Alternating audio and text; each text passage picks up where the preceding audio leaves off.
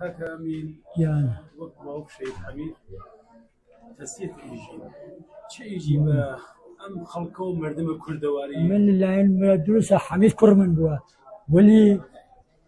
برايم مرد موسى من اللي خومو لزورانكيو خوشككانيو خالوكانيو خومو كسو تشكركم لتواو مردم كردستان قدردانيان ليكم لتواو او ريخراوله وام كان روز احمد يان كيشا هاتن لم شاي ولم نارحتيا كوتين عزيت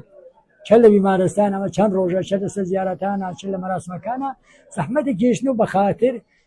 روح الشاد حميد وين يخصص عزيت تشكر قدرانيان ليكم لتكتكيان لتكتك ملت كردستان سرتاسر ايران خاصة شاء الله خوائي وش خشفن خوائي وش خش كابو من خوائي وش خش كابو حميد منال منه ولا براي هو خوائي فداي او خاكم مملكتي كرت اي والله